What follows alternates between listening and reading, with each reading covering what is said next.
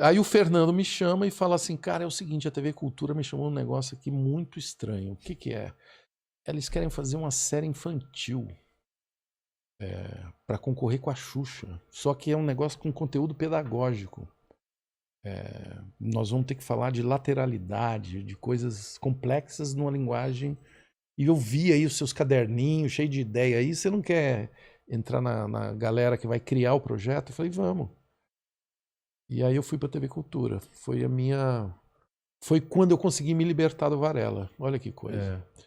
E aí surge o Rá-Tim-Bum e o professor Tiburcio. O Cal Hambúrguer tava... Não, o Cal é Não? depois, as pessoas confundem. eu achei O que... Castelo vem projeto 5 não é anos dele, depois. então? Não, o Castelo vem 5 anos depois do Rá-Tim-Bum. O Rá-Tim-Bum é o projeto que é muito radical, porque ele não tem um apresentador fixo, ele tem uma série de quadros que são não lineares, que vão... Cada dia ele começa de um jeito. Tem Senta que lá vem história, e tem Professor Tiburcio, e tem, enfim, animação, tem, enfim, é uma viagem. O Rá-Tim-Bum é uma viagem não linear. Tá, mas ele te falou do projeto e você... Ele me falou do projeto. Você criou o Tiburcio ou veio de uma demanda dele? Não, então, eu ajudei a criar o projeto junto com uma... Ah, o projeto, não só o seu quadro? Não, o projeto. Eu lembro que a gente chegou lá no dia 2 de janeiro. Sabe? Por que especificamente? Porque tinha que botar o programa no ar, e a gente combinou, fechou no final do ano, e 2 de janeiro estávamos lá para trabalhar. O Fernando, Paulo Morelli, Flávio Del Carlo, grande animador, e Flávio de Souza, o roteirista. E aí a gente começamos a criar do zero. E aqui tá os conteúdos pedagógicos, você tem que falar disso, tem que falar daquilo. Aí começou a criar os personagens, começou a criar as historinhas. Eu comecei a dirigir, coisa que eu queria muito. Queria me dedicar a dirigir todas aquelas coisas do Keaton, né? Daquela coisa, edição. Comecei a dirigir, curtir, dirigir ator e tal. E quando a coisa estava chegando no final, o Fernando falou, cara, você não vai aparecer no programa. Inventa um personagem. Até então você não tinha criado? Não, então. não. Inventa. Você estava tão envolvido no projeto eu estava mergulhado. Entendi. Só que eu falei, cara, não vai dar tempo. Ele falou, inventa uma merda, entendeu? E aí eu fiquei muito angustiado e pensei, como que eu posso um quadro que não vai dar trabalho de edição, que não vai precisar de eu me relacionar com muitas câmeras, com muita complexidade. E aí o Tiburcio nasce desse parto, dessa dificuldade de recurso. Eu falo, câmera fixa. E eu fiquei só com a bucha, porque os roteiristas foram pegando os objetivos pedagógicos, mais fáceis. Foram fazendo roteiro. Ficaram só os objetivos pedagógicos. Do Tiburcio, por exemplo, lateralidade, direita, esquerda, macio, áspero, sabe? Quem nasceu primeiro, o ovo ou a galinha? Umas coisas muito complexas. Aí que eu falei, já que é complexo e é para ser didático, professor. E aí surge o professor, e aí obviamente o Gardim, que é um figurinista fudido, a gente começa... É parte importantíssima do personagem. Começamos a desenhar o personagem, aí tem uma máquina de efeito que a gente queria usar, que é o ADO, que é Digital Optics Effects. Eu comprimi a minha figura 30%, o Tiburcio é mais gordinho, mais baixinho.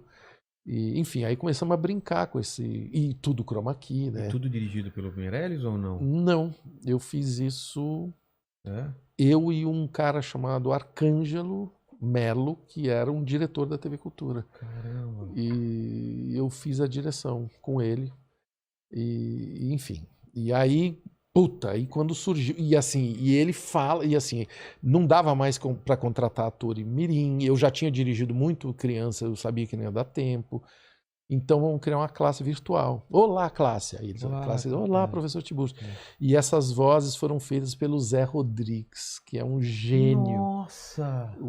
Olá, classe! Olá, professor Tiburcio. Eles fizeram isso na Voz do Brasil, que era a produtora mais fodida de publicidade daquela época. junto com o pessoal do Joelho de Porco, enfim. Caramba, olha o pessoal que você estava junto.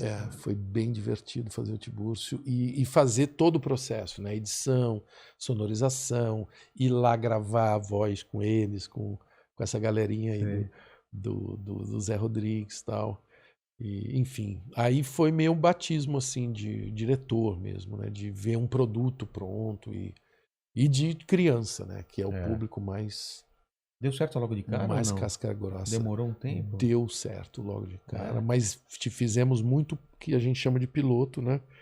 Muito teste, a cultura muito cuidadosa com isso, de ver como que as crianças iam reagir, os professores. O Tiburcio quase foi degolado. Por quê? Na última hora, porque ele era muito agressivo. E que as crianças iam ter medo dele. Eu preciso dar um pequeno depoimento. Mas não era eu. Esse eram grupos do Orkut. Eu tinha medo do professor Tiburcio. Eu assistia e o meu irmão é 4 anos mais novo que eu, ele entrava na sala, ele ficava apavorado, ele gritava de chorar. E aí tinha vezes que tava me enchendo o saco e eu queria pegar no pé dele, eu segurava ele na frente da televisão e ele gritava. Você vai ter que ver. Você torturou ele. Você torturou seu irmão. Torturei. E pode falar pra ele que foi de propósito, porque... Não, porque assim, a criança, ela gosta de sentir medo. Claro. Pega os filmes do Disney. E aí, as pedagogas lá, o pessoal que queria cortar o Tiburcio, o pessoal do conselho, o Fernando que segurava essa bucha. O Fernando era o diretor-geral. E eu ainda tava lá editando, fazendo um monte de coisa. O Fernando falou, cara, é o seguinte, essa semana vai ter o tribunal do Tiburcio. Ele vai rodar. Caramba. Se você não for lá defender, cara, ele vai rodar. Aí eu fui lá. O que eu fiz? Levei um monte de DVD, não sei se era DVD ou fita, do Disney, dos desenhos da Disney. Entendeu? Bambi. Aquela cena da mãe sangrando na neve. Você lembra dessa cena? Não? Branca de Neve. Você quer coisa mais assustadora que Branca de Neve? Pinóquio. Lembra Pinóquio é bizarro. Pinóquio era um desenho depressivo. Pinóquio é... Vovozinha! Não, é craqueiro. Total. Né? Aqueles caras que eles começam a fumar, nasce uma orelha de burro, um rabo. Pinóquio é violento pra caralho. Mostrei, eu falei, escuta aqui, isso aqui é Disney. Criança, faz parte. Aí tive que desenrolar, né? Isso faz parte da catarse, a criança precisa viver essa emoção, e enfim. E é mesmo, eu falei de verdade. E aí o Tiburcio foi salvo nos 45 último, minutos. Foi quase no suar do gongo mesmo. E foi um personagem, enfim, muito central na minha vida. Foi um personagem que, aliás, é o personagem que até hoje é incrível. Todo dia, assim, tem alguém que vem falar comigo do Tiburcio. Todo dia. Tem alguém que fala comigo. Você vê o quanto é importante esse conteúdo infantil. Isso, né? É 90. Então nós estamos falando aí de... 90? Isso é 90. São 30 anos. 31 anos. É um tempo e isso toca, né? Eu acho legal. O Castelo veio depois, aí o Cal me convidou. O Castelo é outra coisa. O Castelo... já era um projeto desenhado pelo Cal, já estava pronto, e eu entrei assim, quase de penetra no caso. Quase não, de penetra mesmo. Porque os programas já estavam prontos. Você foi o único desse pessoal que entrou ou veio bastante coisa do primeiro projeto? Eu acho que, olha, que eu me lembre... bom, o André Bujanra fez trilhas no Rá-Tim-Bum e fez trilhas... e também atuou. Eu creio que atuou nos dois também. Algumas pessoas eram... A cultura formou uma galera especializada, né? Isso que eu acho lindo numa emissora, né? De você criar um caldo cultural mesmo de profissionais que sabem fazer séries infantis, animação, cenário. O Cal vinha da onde? O Cal vinha da animação. O que ele tinha feito? Ele tinha feito um filme que ganhou um puta prêmio no exterior, Frankenstein Júnior, alguma coisa assim. Ele tinha feito um stop motion. Stop motion? Com massinha. Caramba. E ele fez muito sucesso com esse curta. E a Cultura chamou ele para dirigir o que seria a nova série do Rá-Tim-Bum.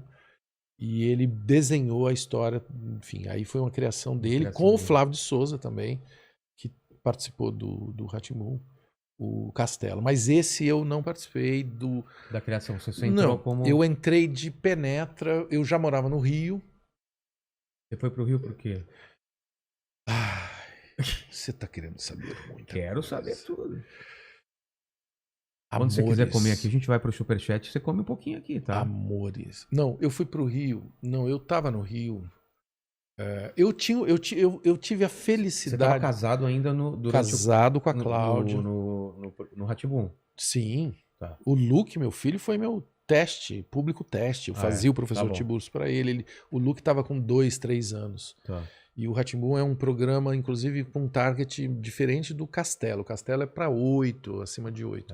O Rá-Tim-Bum é pré-escola mesmo. E, enfim, aí o Rá-Tim-Bum foi essa experiência de testar, entendeu? De ver o que vai dar.